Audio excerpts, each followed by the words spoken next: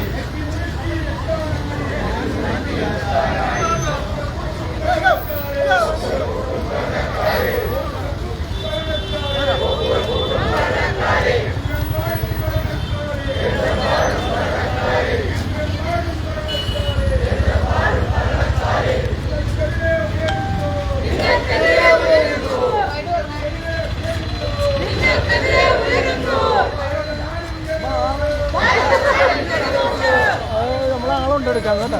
അതായിട്ട് പോയിട്ട് മതി. മട്ടൻ ബിരിയാണി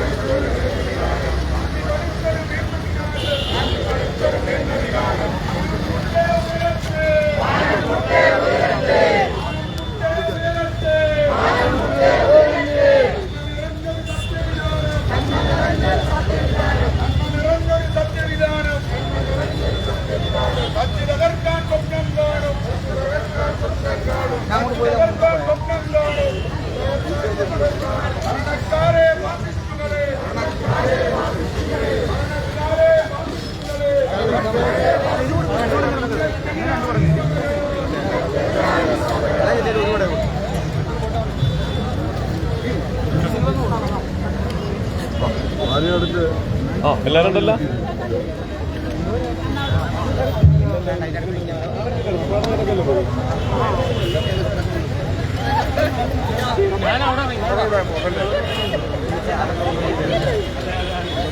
ഇവരെല്ലാം കൂടെ അവിടെ നിൽക്കുന്നുണ്ട്.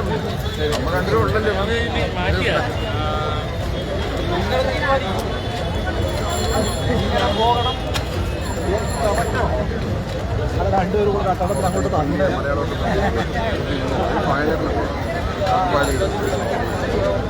കൊണ്ടുപോയി.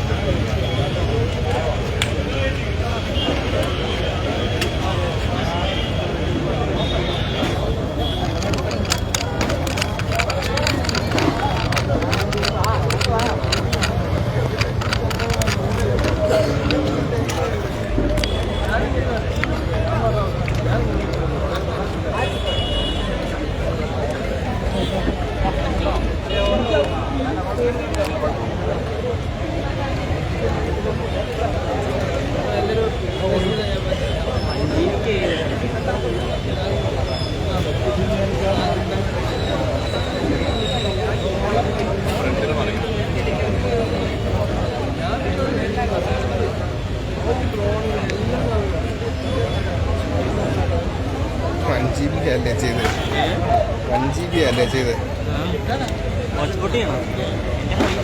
ആണോ? അതൊക്കെ ചെയ്യാം. നമുക്ക് സമരപരിപാടി ആരംഭിക്കുകയാണ്. ധർമ്മ പരിപാടി ആരംഭിക്കുകയാണ്. ഇതിന്റെ അധ്യക്ഷനായിട്ട് നമ്മുടെ ഇടതുപക്ഷ ജനാധിപത്യ നേതാവ് CPയുടെ ജില്ലാ സെക്രട്ടറി സഖാവ് സോണം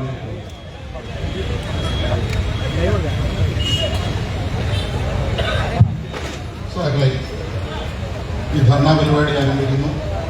പരിപാടിക്ക് സ്വാഗതം പറയുന്നതിന് ഇടതുപക്ഷ ജനാധിപത്യ മുന്നണിയുടെ ജില്ലാ കൺവീനർ CPIഎമ്മിന്റെ ജില്ലാ സെക്രട്ടറിയുമായ സഖാവ് ആർ നാസറിനെ ക്ഷണിക്കുകയാണ്.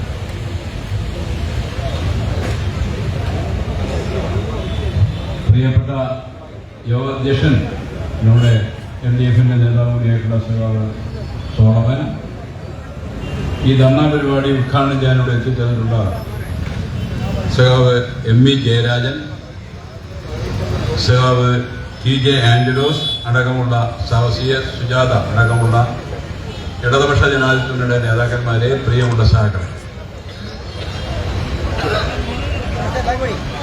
നമ്മുടെ ഇന്ത്യ രാജ്യത്ത്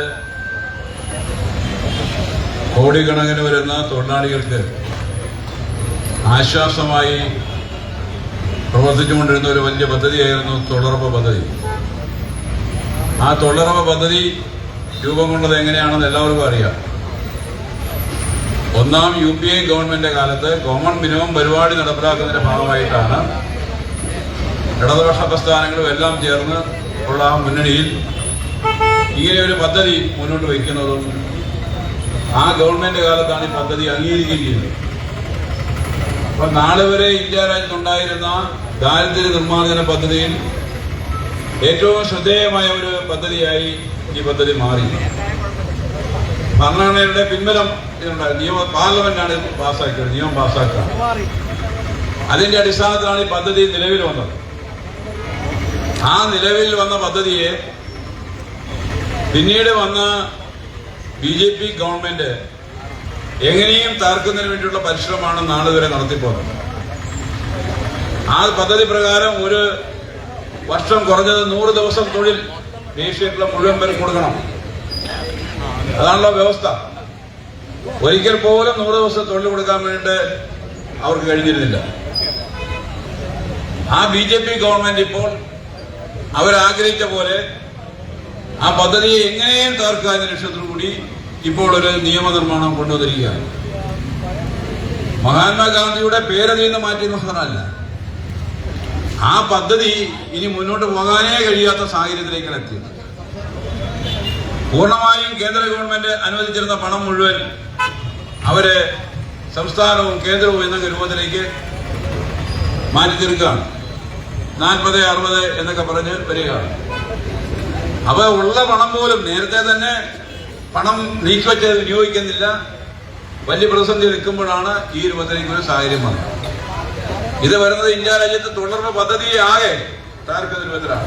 നമുക്കറിയാമല്ലോ, BJP ഗവൺമെന്റ് അധികാരത്തിൽ വന്ന് 10-12 വർഷക്കാലം പിന്നിടുമ്പോൾ നമ്മുടെ രാജ്യത്ത് അവരുടെ ഏറ്റവും വലിയ സംഭാവന ലോകത്തെ ഏറ്റവും കൂടുതൽ പട്ടിണിക്കാരെ സൃഷ്ടിക്കുന്നതാണ്.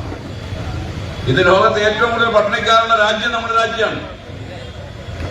അങ്ങനെ ലോകത്ത് ആകെ പട്ടിണിക്കാരുള്ളപ്പോഴും ഒരു ബദൽ നയം നടപ്പിലാക്കിക്കൊണ്ട് കേരളത്തിലെ ഇടതുപക്ഷ ജനാധിപത്യ മുന്നണി ഗവൺമെന്റ് ഈ 10 വർഷക്കാലം കൊണ്ട് ദാരിദ്ര്യം ഇല്ലാത്ത നാടായി നമ്മുടെ നാടിനെ മാറ്റി. ദരിദ്രമില്ലാത്ത അതിദരിദ്രമില്ലാത്ത നാടായി മാറ്റി. പക്ഷേ ദരിദ്രന്റെ എണ്ണം കൂടുതലല്ലേ?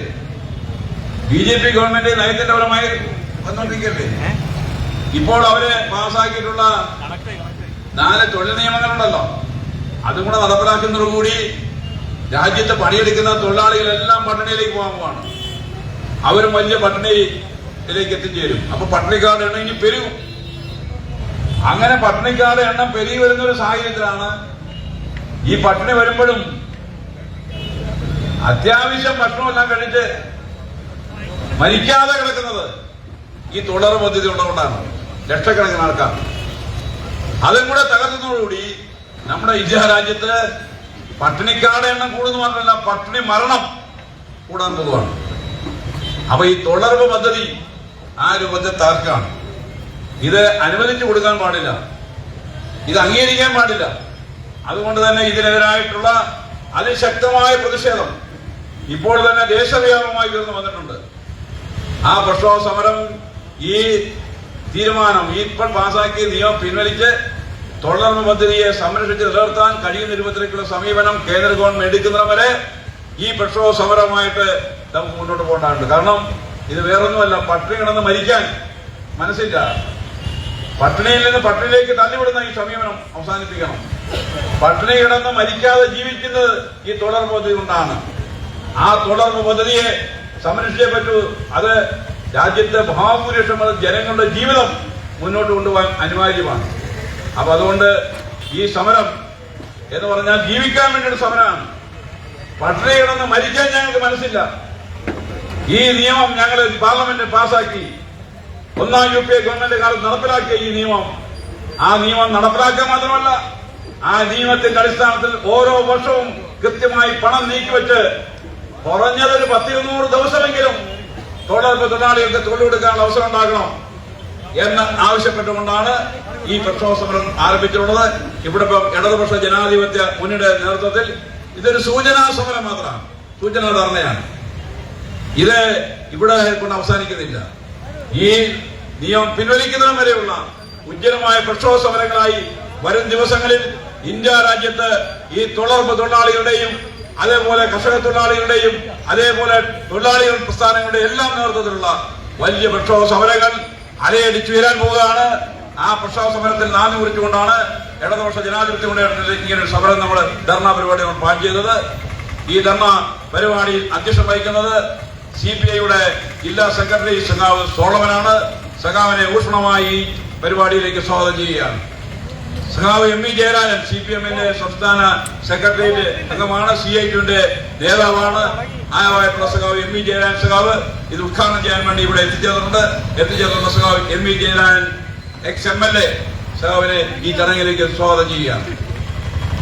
ഈ ചടങ്ങിൽ CPIയുടെ ദേശീയ കൗൺസിൽ അംഗവും അതുപോലെ നേരത്തെ നമ്മുടെ ആലപ്പുഴ ജില്ലയുടെ CPIയുടെ ജില്ലാ സെക്രട്ടറിയായി പ്രവർത്തിച്ചുകൊണ്ടിരുന്ന സഖാവ് TJ ആഞ്ചലോസ്, കൃത്യസമയത്ത് AITSയുടെ സംസ്ഥാന നേതാവാണ്. സഖാവ് കൃത്യമായി ഈ പരിപാടി പങ്കെടുക്കാൻ വേണ്ടി എത്തിച്ചേർന്നുണ്ട്. സഖാവ് ആഞ്ചലോസിനെ ഊഷ്മളമായി സ്വാഗതം ചെയ്യുകയാണ്. CPMന്റെ കേന്ദ്ര കമ്മിറ്റി അംഗവും ജനാധിപത്യ മഹിളാ അസോസിയേഷന്റെ സംസ്ഥാന പ്രസിഡന്റുമായിട്ടുള്ള സെക്രട്ടറിയുമായിട്ടുള്ള സഖാവ് CS സുജാത ഇവിടെ എത്തിച്ചേർന്നുണ്ട്. സഖാവ് CS സുജാതയെ സ്വാഗതം ചെയ്യുകയാണ്. നമ്മുടെ കേരള കോൺഗ്രസ് മാണി കോൺഗ്രസിന്റെ പ്രിയങ്കനായ നേതാവ് സഖാവ് VC ഫ്രാൻസിസ് ഈ ചടങ്ങിൽ സംസാരിക്കുന്നുണ്ട്. സഖാവിനെ സ്വാഗതം ചെയ്യുകയാണ്. നമ്മുടെ കേരള കോൺഗ്രസ് എസിന്റെ നേതാവ് നമ്മുടെ പ്രിയങ്കരനായ MLA തോമസ് കെ തോമസ് ഇവിടെ എത്തിയിട്ടുണ്ട്. സഖാവിനെ NCPയുടെ നേതാവ് തോമസ് കെ തോമസിനെ സ്വാഗതം ചെയ്യുകയാണ്. അതുപോലെ ജെയ്സൺ മത്തായി നമ്മുടെ കേരള കോൺഗ്രസ് പിയുടെ നേതാവുണ്ട്, അദ്ദേഹത്തെ സ്വാഗതം ചെയ്യുകയാണ്. അതുപോലെ മുജീബ് റഹ്മാൻ കോൺഗ്രസ് എസ് നേതാവുണ്ട്, സുഭാഷ് ബാബു ഉണ്ട്. ഇവരെല്ലാം സ്വാഗതം ചെയ്യുകയാണ്. ഇതുകൂടാതെ ഇടതുപക്ഷ ജനാധിപത്യത്തിന്റെ നേതാക്കന്മാരായിട്ടുള്ള സഖാവ് K പ്രസാദ്, MLA-മാരായിട്ടുള്ള സഖാവ് ചിത്തരഞ്ജൻ, സഖാവ് H സലാം, അതുപോലെ മുൻ MP ആയിട്ടുള്ള സഖാവ് AM ആരിഫ്, സഖാവ് K രാഘവൻ, മുൻ ജില്ലാ പഞ്ചായത്ത് പ്രസിഡന്റ് KG രാജേശ്വരി, സഖാവ് A മഹേന്ദ്രൻ,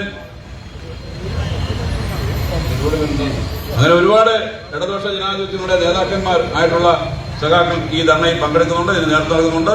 ഇതിൽ പങ്കെടുത്തിട്ടുള്ള ഈ സമരത്തിൽ പങ്കെടുത്തിട്ടുള്ള ധർണയിൽ പങ്കെടുത്തിട്ടുള്ള മുഴുവൻ സഖാക്കളെയും ഊഷ്മളമായി സ്വാഗതം ചെയ്തുകൊണ്ട് വരും നാളുകളിൽ നടത്താൻ പോകുന്ന ഉജ്ജ്വലമായ സമരങ്ങളിൽ സജീവമായി തുടർന്നും പങ്കാളികളാകണമെന്ന് വിനീത് അഭ്യർത്ഥിച്ചുകൊണ്ട് ഞാൻ എന്റെ വാക്ക് അവസാനിപ്പിക്കുന്നു. നിർവഹിക്കുന്നു.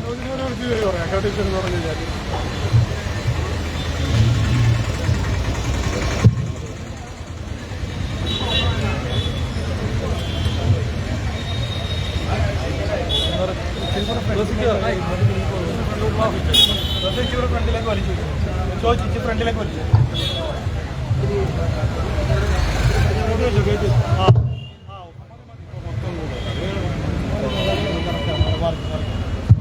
പ്രിയമുള്ളവരെ,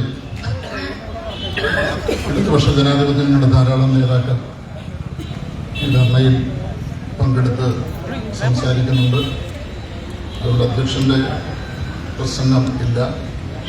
ഇവിടെ സൂചിപ്പിച്ചു, സ്വതന്ത്ര ഭാരതം നടപ്പിൽ വരുത്തിയ ഏറ്റവും സുപ്രധാനപ്പെട്ട ഒരു പദ്ധതിയെ കേന്ദ്രത്തിലെ ഗവൺമെന്റ് അട്ടിമറിക്കുകയാണ്, അതിനെ കഴുത്തു തിരിച്ച് കൊല്ലാൻ ശ്രമിക്കുകയാണ്. ഇതിനെതിരെ രാജ്യവ്യാപകമായ പ്രക്ഷോഭത്തിലാണ് ഇടതുപക്ഷ പ്രസ്ഥാനങ്ങളെല്ലാം. ഇന്ന് കേരളത്തിലെ എല്ലാ ജില്ലാ കേന്ദ്രങ്ങളിലും ഇടതുപക്ഷ ജനാധിപത്യ മുന്നണിയുടെ നേതൃത്വത്തിൽ തൊഴിലുറപ്പ് പദ്ധതി സംരക്ഷിക്കണം എന്നാവശ്യപ്പെട്ടുകൊണ്ടുള്ള ഇത്തരം ധർണ പരിപാടികൾ നടക്കുകയാണ്. സ്വാഗതം പറഞ്ഞ സഖാവ് സൂചിപ്പിച്ചതുപോലെ രാജ്യത്തിന്റെ ഗ്രാമങ്ങളുടെ വികസനം, രാജ്യത്തെ ഗ്രാമീണ ജനതയുടെ വരുമാനം, ഇതൊക്കെ ഉറപ്പുവരുത്തുന്നതിന് വേണ്ടി ഇടതുപക്ഷം മുൻകൈയെടുത്ത് നടപ്പാക്കിയ പദ്ധതിയാണ് തൊഴിലുറപ്പ് പദ്ധതി. ഒന്നാം UPA സർക്കാരിന് ഇടതുപക്ഷം പിന്തുണ കൊടുക്കുമ്പോൾ ഇടതുപക്ഷ പാർട്ടികൾ ആവശ്യപ്പെട്ട രണ്ട് കാര്യങ്ങളാണ്. ഒന്ന്, ദേശീയ തൊഴിലുറപ്പ് പദ്ധതിയും രണ്ടാമത് വിവരാവകാശ നിയമവും രാജ്യത്ത് നടപ്പാക്കണം എന്നത്. ഈ പദ്ധതിയുടെ ഗുണഭോക്താക്കൾ രാജ്യത്ത് 15 കോടിയോളമാണ്. കേരളത്തിലെ കണക്കുകൾ പറയുന്നത് 23 ലക്ഷം ഗ്രാമീണവാസികൾ അവരുടെ നിത്യവൃത്തിക്ക് വേണ്ടി ഇന്ന് ഈ പദ്ധതിയെ ആശ്രയിക്കുന്നു എന്നാണ്.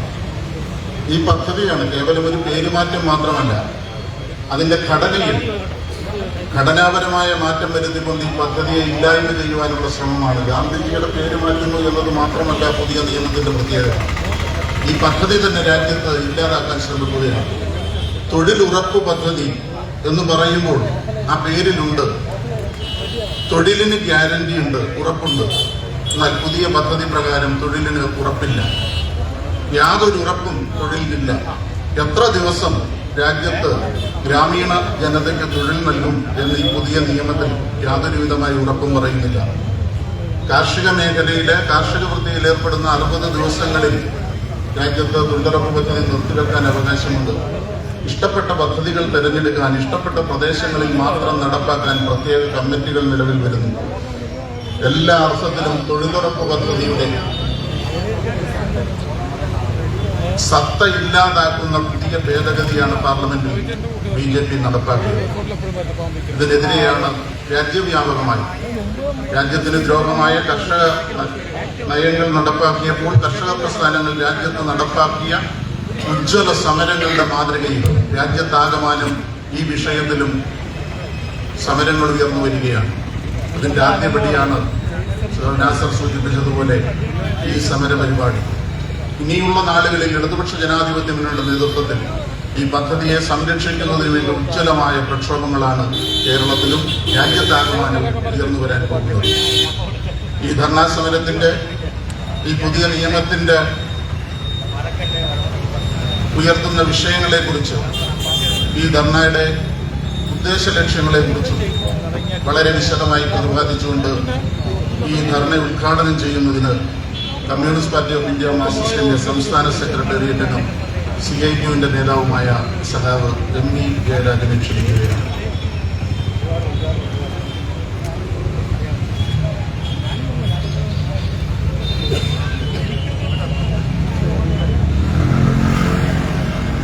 പ്രിയപ്പെട്ട അധ്യക്ഷ സഖാവെ, വേദിയിലിരിക്കുന്ന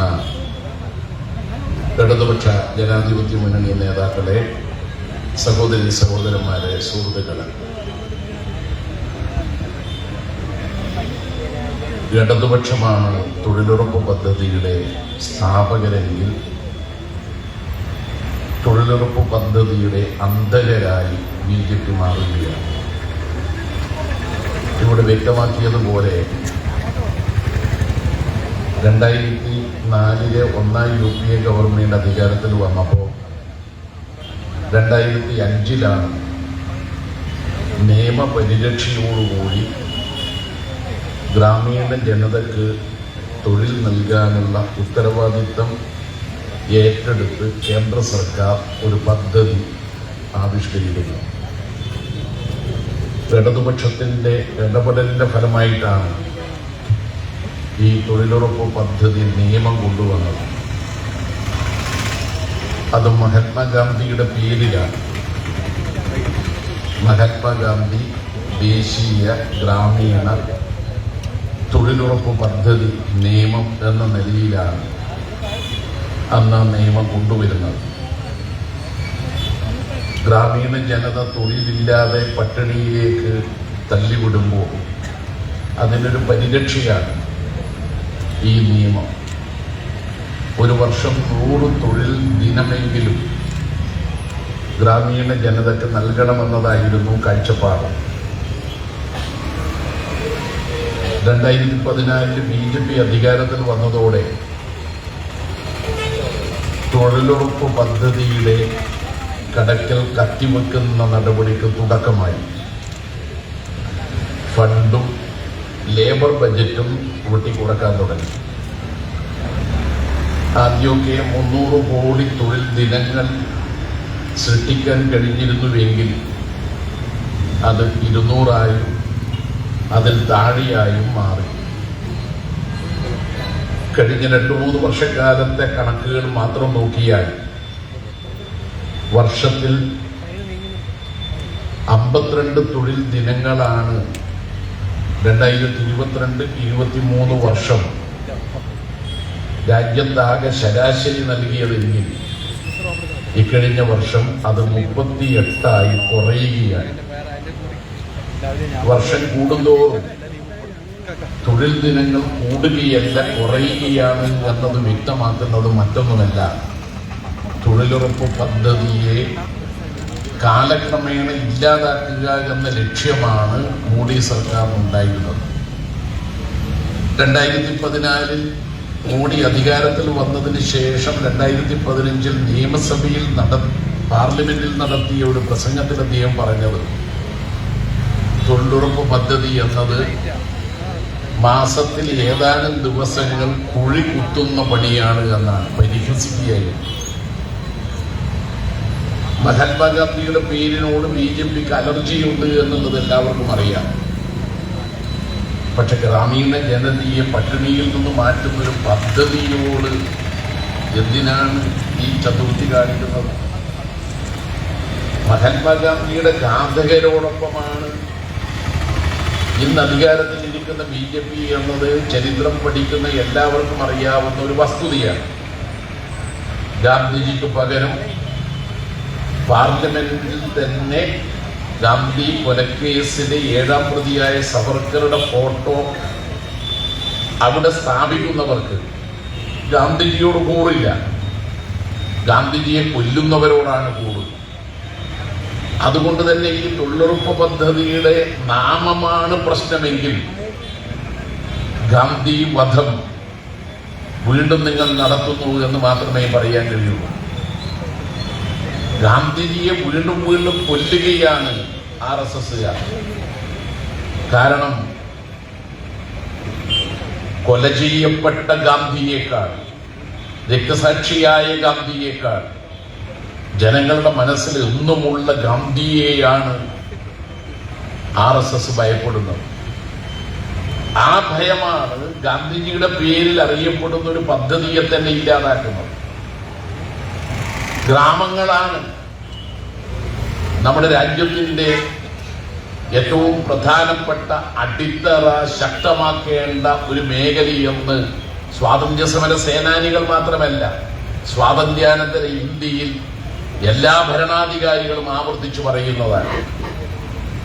പക്ഷെ ഗ്രാമങ്ങളെ സംരക്ഷിക്കുകയല്ല, ഗ്രാമീണ ജനതയെ പട്ടിണിയിൽ നിന്ന് രക്ഷപ്പെടുത്തുകയല്ല, അവരെ കൂടുതൽ പട്ടിണിയിലേക്ക് തള്ളിവിടുകയാണ് കേന്ദ്ര ഗവൺമെന്റ് നയം. ഈ അടുത്ത കാലത്ത് 123 രാജ്യങ്ങളിലെ പട്ടിണിയെ കുറിച്ച് പഠനം നടത്തിയ റിപ്പോർട്ട് വ്യക്തമാക്കുന്നത് ഇന്ത്യയുടെ സ്ഥാനം 102ാമതാണ്. നമ്മുടെ അയൽ രാജ്യങ്ങളായ ബംഗ്ലാദേശിനേക്കാൾ, ശ്രീലങ്കയേക്കാൾ, പാകിസ്ഥാനേക്കാൾ പട്ടിണി ഇന്ത്യയിലാണ്. അങ്ങനെയുള്ള ഒരു സന്ദർഭത്തിൽ ഗ്രാമീണ ജനതയ്ക്ക് തൊഴിലും കൂലിയും നൽകാനുള്ള ഒരു പദ്ധതിയെ ഇല്ലാതാക്കാൻ ഏതെങ്കിലും ഒരു സർക്കാർ തയ്യാറാകുമോ? BJPക്ക് അല്ലാതെ മറ്റാർക്കും ഇത്തരം ഒരു നടപടി സ്വീകരിക്കാൻ കഴിയില്ല. യഥാർത്ഥത്തിൽ ഇപ്പോൾ പുതുതായി കൊണ്ടുവന്ന നിയമം രാഷ്ട്രപതി കഴിഞ്ഞ ദിവസം ഒപ്പിട്ടതോടുകൂടി നിയമമായി കഴിഞ്ഞു. നിയമം പ്രാബല്യത്തിൽ വന്നു. എത്ര പെട്ടെന്നാണ് പാർലമെന്റിൽ ജനപ്രതിനിധികളുടെ പ്രതിഷേധം പോലും അവഗണിച്ച് സ്റ്റാൻഡിംഗ് കമ്മിറ്റിയുടെ പരിഗണനയ്ക്ക് വിടണമെന്നുള്ള അഭിപ്രായം പോലും തള്ളി ധൃതിയിൽ രാഷ്ട്രപതിയുടെ അംഗീകാരത്തിന് അയക്കുകയും അംഗീകാരം വാങ്ങുകയും ചെയ്തത്. ഇവിടെ വ്യക്തമാക്കിയതുപോലെ രാജ്യത്താകെ തൊഴിലിന് വേണ്ടി തൊഴിലുറപ്പ് പദ്ധതിയും രജിസ്റ്റർ ചെയ്തവരുടെ എണ്ണം ഏതാണ്ട് 23 കോടിയാണ്. പക്ഷെ അതിൽ ആധാർ കാർഡുമായി തൊഴിലുറപ്പ് പദ്ധതിയിൽ രജിസ്റ്റർ ചെയ്യുന്ന തൊഴിലാളികളെ ലിങ്ക് ചെയ്തപ്പോൾ ഉത്തരേന്ത്യയിൽ ഏതാണ്ട് 8 കോടിയിലധികം പേരെ തൊഴിലുറപ്പ് പദ്ധതിയിൽ രജിസ്റ്റർ ചെയ്തവരെ അതിൽ നിന്ന് ഒഴിവാക്കി. അവിടെ ഒരു വിട്ട് നടത്തി. തൊഴിലാളികൾ ഗ്രാമങ്ങളിൽ താമസിക്കുന്ന ഉത്തരേന്ത്യയിലെ നല്ലൊരു ശതമാനം ആളുകൾ ആധാർ കാർഡ് പോലും അവർക്കില്ല. കേരളത്തിൽ നേരത്തെ തന്നെ ആധാറുമായി ലിങ്ക് ചെയ്തുകൊണ്ട് തൊഴിലുറപ്പ് പദ്ധതി തൊഴിലാളികളെ രജിസ്റ്റർ ചെയ്തതിനാൽ ആ കടുംവെട്ട് കേരളത്തിന് ബാധകമായില്ല. അപ്പൊ രാജ്യത്താകെ ഇപ്പോ ഉള്ളത് 10-12 കോടി തൊഴിലുറപ്പ് പദ്ധതി തൊഴിലാളികളാണ്. കേരളത്തിൽ 23 ലക്ഷത്തോളം വരും. ആ 23 ലക്ഷം തൊഴിലാളികളിൽ 5 ലക്ഷം പേർ പട്ടികവർഗ വിഭാഗത്തിൽപ്പെട്ടവരാണ്. ഇന്ത്യയിൽ ഏറ്റവും കൂടുതൽ തൊഴിൽ ദിനങ്ങൾ ആദിവാസികൾക്ക് നൽകുന്ന സംസ്ഥാനമാണ് കേരളം. 200 തൊഴിൽ ദിനങ്ങൾ.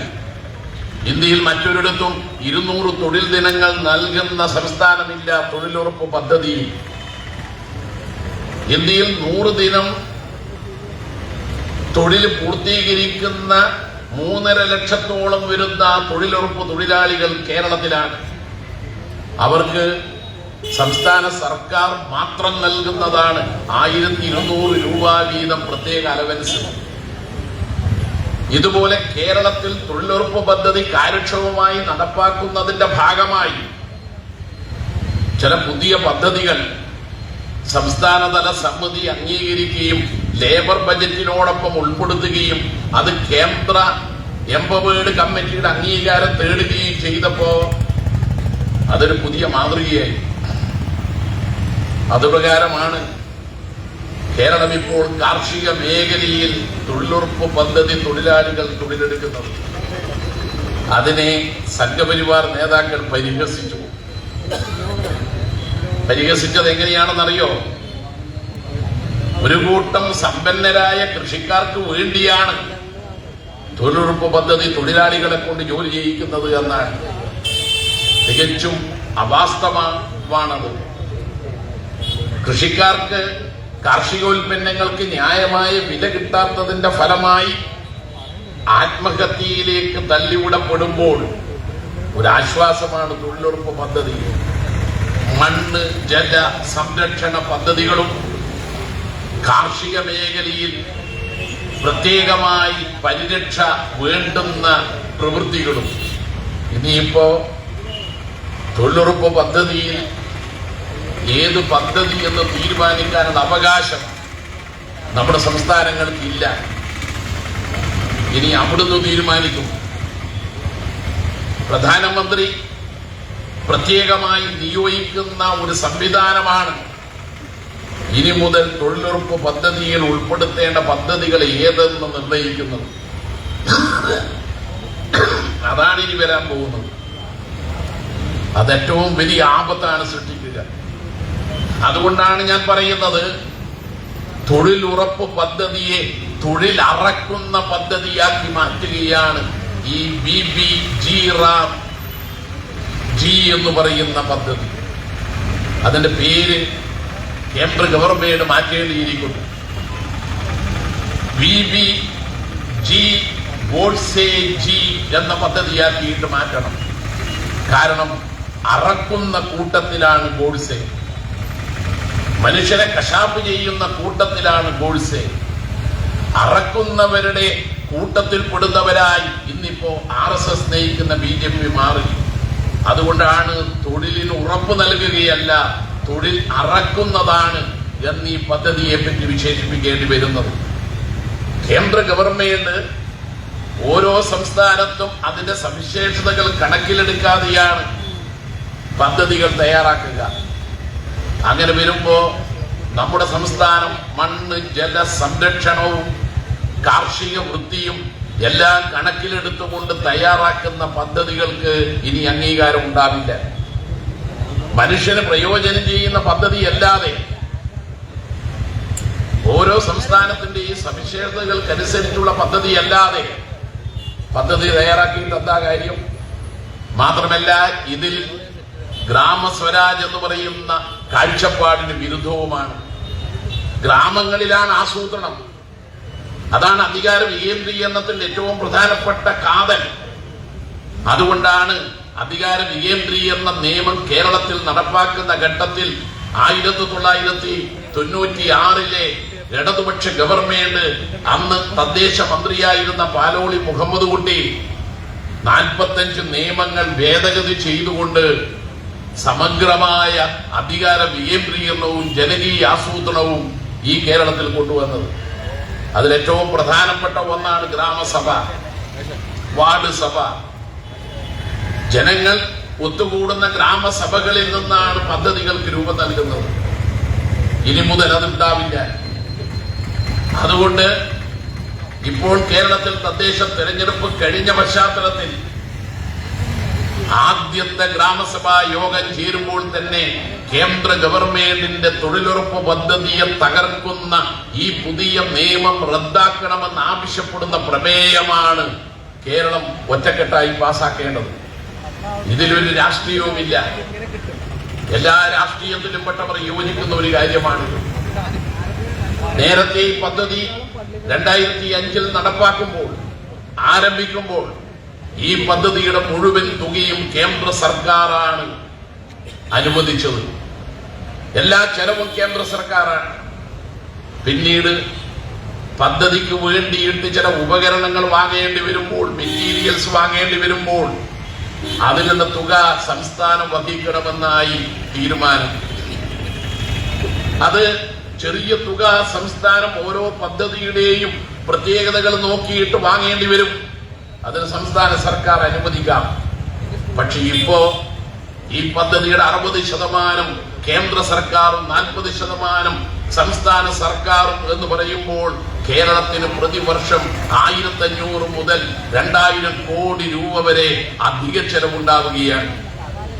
കേരളം പോലെ കേന്ദ്ര സർക്കാർ ഓരോ പദ്ധതിക്കും പണം വെട്ടിക്കുറക്കുന്നത് മൂലം പ്രയാസപ്പെടുന്ന, സാമ്പത്തിക പ്രയാസത്തിന്റെ നടുവിൽ കഴിയുന്ന, കേന്ദ്രത്തിന്റെ സാമ്പത്തിക ഉപരോധം നേരിടുന്ന 1,70,000 കോടി രൂപ അർഹതപ്പെട്ടത് കേന്ദ്രം നിഷേധിച്ചതിൽ പ്രയാസപ്പെടുന്ന സംസ്ഥാനത്തിന് താങ്ങാൻ കഴിയുന്നതല്ല ഈ 1500 മുതൽ 2000 കോടി രൂപ വരെ ഓരോ വർഷവും. ഇനിയിപ്പോ എന്ത് ചെയ്യും? കോൺഗ്രസുകാർ നാട്ടിൽ വന്ന് പറയും, വീടുകളിൽ പറയും, ഇതാ തൊഴിലുറപ്പ് പദ്ധതിയും പിണറായി വിജയൻ സർക്കാർ ഇല്ലാതാക്കുകയാണ്. SIR നടപ്പാക്കിയത് പിണറായി വിജയൻ സർക്കാരാണെന്ന് പറയാൻ യാതൊരു ഉളുപ്പുമില്ലാത്തവർ 2 മാസം കഴിഞ്ഞ് നിയമസഭാ തെരഞ്ഞെടുപ്പിന്റെ പ്രചാരവേല നടക്കുമ്പോൾ വീട് കയറി പറയാൻ പോകുന്ന ഒരു ആപത്തിനെ കുറിച്ചാണ് ഞാൻ ഇപ്പോൾ പ്രതിപാദിച്ചത്. SIR കേന്ദ്ര ഗവൺമെന്റ് പൗരത്വ ഭേദഗതി നിയമത്തെ തുറന്ന് പൗരത്വ രജിസ്റ്റർ തയ്യാറാക്കാൻ വളഞ്ഞ വഴിയിലൂടെ കണ്ടെത്തിയ ഒന്നായിരുന്നു. വോട്ടർമാരെ വോട്ടർ പട്ടികയിൽ നിന്ന് വെട്ടിമാറ്റുക, കടും വെട്ട്, അർഹതപ്പെട്ട വോട്ടർമാർക്ക് വോട്ട് ചെയ്യാനുള്ള അവകാശം നിഷേധിക്കൽ. നാം കരുതിയത് കേരളത്തിലാണ് ബീഹാർ കഴിഞ്ഞാൽ ഏറ്റവും കൂടുതൽ പേർ വോട്ടർ പട്ടികയിൽ നിന്ന് SIR-ലൂടെ നീക്കം ചെയ്യപ്പെടുന്ന സംസ്ഥാനങ്ങൾ ഒന്ന് എന്നാണ്. നമ്മുടെ സംസ്ഥാനത്ത് ഇതിനകം വന്ന റിപ്പോർട്ടുകൾ വ്യക്തമാക്കുന്നത് SIR-ലൂടെ എന്യൂമറേഷൻ ഫോറം പോലും കൊടുക്കാത്ത, അതുകൊണ്ട് തന്നെ മാപ്പിംഗ് നടത്താൻ കഴിയാത്ത 23,40,000 പേരും ഒപ്പം 24 ലക്ഷം പേർ കണ്ടെത്താൻ കഴിയാത്തവരായി ഇക്കഴിഞ്ഞ 18-ാം തീയതി ചീഫ് ഇലക്ടറൽ ഓഫീസർ അവരുടെ സൈറ്റിൽ പ്രസിദ്ധീകരിച്ചതുമായ എണ്ണം മാത്രമാണെന്നാണ് നമ്മൾ കരുതിയത്. രണ്ടും ചേർന്നാൽ ഏതാണ്ട് 48 ലക്ഷം. 65 ലക്ഷമായിരുന്നു ബീഹാറിൽ. എന്നാൽ ഇതാ ഇന്നത്തെ റിപ്പോർട്ട് ഭയാനകമാണ്. കടും വെട്ട് ഇന്ത്യയിൽ ഏറ്റവും കൂടുതൽ തമിഴ്നാട്ടിലാണ്. തമിഴ്നാട്ടിലെ SIR-ന്റെ ഭാഗമായി ASD എന്ന് പറഞ്ഞാൽ A absence, S shifted, D deleted, ഇങ്ങനെ അറിയപ്പെടുന്ന ASD എന്ന ലിസ്റ്റിൽ വന്നത് 97 ലക്ഷമാണ്. ഇപ്പൊ ജനാധിപത്യത്തെ പോലും കടുംവെട്ടിലൂടെ നേരിടുന്നവർക്ക് തൊഴിലുറപ്പ് പദ്ധതിയിൽ തൊഴിൽ ചെയ്യുന്ന പാവങ്ങളെ കുറിച്ചുള്ള ചിന്തയുണ്ടാകുമോ? ആ പാവങ്ങളെ തൊഴിലുറപ്പ് പദ്ധതിയിൽ രജിസ്റ്റർ ചെയ്ത പാവങ്ങൾക്ക് ഇനി തൊഴിൽ കൊടുക്കാൻ പോലും കഴിയാത്ത വിധത്തിലുള്ള സാഹചര്യമാണ് ഇവിടെ സൃഷ്ടിച്ചിട്ടുള്ളത്. അതിനെയാണ് നമ്മൾ എതിർക്കുന്നത്. അതുകൊണ്ടാണ് തൊഴിലുറപ്പ് പദ്ധതി നിയമം ഭേദഗതി ചെയ്ത് പുതുതായി കൊണ്ടുവന്ന VBG ഗോഡ്സെ ജി എന്നറിയപ്പെടുന്ന ആ നിയമം ഭേദഗതി ചെയ്യലല്ല, റദ്ദാക്കലാണ് വേണ്ടത് എന്ന് പറയാൻ കാരണം, പ്രിയപ്പെട്ടവരെ, BJP ഗവൺമെന്റ് അധികാരത്തിൽ വന്നപ്പോ തുടങ്ങിയ ആദ്യത്തെ കടുംവെട്ട് ഫണ്ടിലായിരുന്നു. ഫണ്ട് വെട്ടിക്കുറച്ചു. രണ്ടാമത്തെ കടുംവെട്ട് എന്ന് പറയുന്നത് തൊഴിൽ ചെയ്യാൻ പോകുന്നവരുടെ എണ്ണം കുറയ്ക്കൽ. ഒരു മാർഗം എടുത്തത് അവർ ആധാറുമായി ലിങ്ക് ചെയ്തു. ഏതാണ്ട് 8 കോടിയിലധികം പേരെ വെട്ടി. പിന്നീട് അവർ ചെയ്തത് ജിയോ ടാഗും ഫോട്ടോ എടുപ്പുമാണ്. തൊഴിലുറപ്പ് പദ്ധതി തൊഴിലാളികൾ പണി എടുക്കാൻ രാവിലെ ആരംഭിച്ചാൽ പണി തുടർന്നു പോകുമ്പോൾ കിലോമീറ്ററുകൾ അപ്പുറമാണ് പണി അവസാനിക്കുക. ആ അവസാനിക്കുന്ന ഘട്ടത്തിൽ അവർ പണി കഴിഞ്ഞതിന് ശേഷം പണി ആരംഭിച്ച സ്ഥലത്ത് പോയിട്ട് വേണം ജിയോ ടാഗും അതുപോലെ തന്നെ ഫോട്ടോ എടുപ്പ് നടത്താൻ. ഇങ്ങനെ 3 കടുംവെട്ടാണ് BJP ഗവൺമെന്റ് അധികാരത്തിൽ വരുമ്പോൾ ആരംഭിച്ചത്. അവസാനത്തെ കടുംവെട്ടാണ് 125 ദിനം തൊഴിൽ കൊടുക്കുമെന്ന് പറഞ്ഞിട്ട് അതിൽ തന്നെ ഒരു വ്യവസ്ഥ ചെയ്തിരിക്കുന്നു. കാർഷിക സീസണുകളിൽ 60 ദിവസം പണി ഉണ്ടാവില്ല എന്ന് പറഞ്ഞാൽ 65 ദിവസമാണ് പണി ഉണ്ടാവുക. അപ്പൊ ഇത് നമ്മുടെ നാട്ടിലെ അങ്ങേയറ്റ പ്രതിഷേധാർഹമായ ഒരു നിയമമാണ്. ആ നിയമം പ്രസിഡന്റ് ഒപ്പിട്ടതോടുകൂടി നടപ്പായി കഴിഞ്ഞു. അതുകൊണ്ട് ഈ നിയമം റദ്ദാക്കണം. ഈ നിയമം റദ്ദാക്കാൻ വേണ്ടിയുള്ള ഉശിരൻ പോരാട്ടമാണ് ഇടതുപക്ഷവും എല്ലാ രാഷ്ട്രീയത്തിലും പെട്ടവർ നാട്ടിൽ നടത്തേണ്ടത്. ആ പോരാട്ടത്തിന്റെ ഭാഗമാണ് ഈ സമരം എന്ന് മാത്രം പറഞ്ഞുകൊണ്ട് ഈ സമരത്തിൽ പങ്കെടുത്ത എല്ലാവരെയും ഹാർദമായി അഭിവാദ്യം ചെയ്യുന്നു. ഈ പരിപാടി ഉദ്ഘാടനം ചെയ്യുന്നു.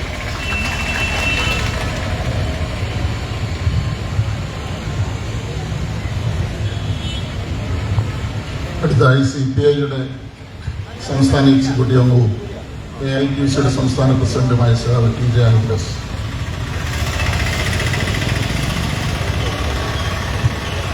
പ്രിയപ്പെട്ട അധ്യക്ഷൻ സഖാവ് S. സോളമൻ, CPI ജില്ലാ സെക്രട്ടറി, നമ്മുടെ ഈ സമരം ഉദ്ഘാടനം ചെയ്ത CPMന്റെ സംസ്ഥാന സെക്രട്ടേറിയറ്റ് അംഗം സഖാവ് MV ജയരാജൻ, സ്വാഗതം ആശംസിച്ച CPMന്റെ ജില്ലാ സെക്രട്ടറി സഖാവ് R. നാസർ, വേദിയിലിരിക്കുന്ന പ്രിയപ്പെട്ട നേതാക്കൾ, നമ്മുടെ ജനപ്രതിനിധികൾ, സ്നേഹസമ്പന്നരായ സഖാക്കളെ, സുഹൃത്തുക്കളെ, ഇന്നേ ദിവസം ഇടത് പാർട്ടികൾ ദേശവ്യാപകമായി പ്രക്ഷോഭം സംഘടിപ്പിച്ചിരിക്കുകയാണ്.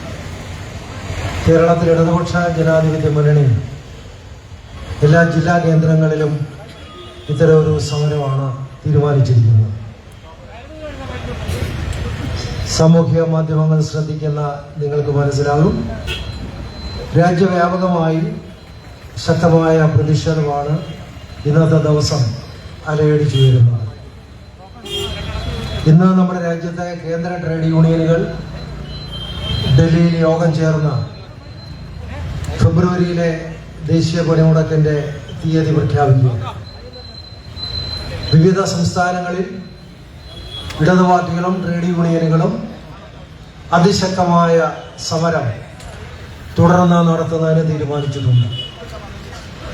ഡൽഹി പ്രതിഷേധം ഉയർത്തുന്നതിന് തീരുമാനിച്ച ഘട്ടത്തിൽ അതിനുള്ള അനുവാദം നിഷേധിക്കപ്പെടുകയാണ് ചെയ്തത്. സാങ്കേതികമാണ് കാര്യങ്ങൾ. ഇത്തരം പ്രക്ഷോഭങ്ങൾ നടത്തുന്നതിന് തടയുന്നതിന് വേണ്ടി സംഘപരിവാറുമായി ബന്ധപ്പെട്ട കടലാസ സംഘടനകൾ ഓരോ ദിവസവും അവരുടെ സമരത്തിന് വേണ്ടി പോലീസിൽ അപേക്ഷ നൽകുകയാണ്. അവരുടെ കടലാസ സംഘടനകൾ, ഒട്ടനേകം സംഘടനകൾ അപേക്ഷ കൊടുക്കുകയാണ്. ആ സമരങ്ങൾ നടക്കുന്നുണ്ടോ? നടക്കുന്നില്ല. നമ്മൾ ഏതെങ്കിലും തീയതിയിൽ അപേക്ഷ നൽകിയാൽ മുൻകൂറായി ഇന്ന ദിവസം ഇത്ര സമരത്തിന് അവിടെ അപേക്ഷ വന്നിട്ടുണ്ട്, അതുകൊണ്ട് നിങ്ങൾക്ക് സമരം ചെയ്യാനുള്ള അനുവാദമില്ല എന്നുള്ളതാണ്. ഒരു പ്രത്യേക അവസ്ഥയിലേക്ക് നമ്മുടെ രാജ്യം നീങ്ങുകയാണ്. പ്രതിഷേധം പ്രകടിപ്പിക്കാനുള്ള അവസരം പോലും നിഷേധിക്കപ്പെടുന്ന സ്ഥിതിയാണ് നിലനിൽക്കുന്നത്.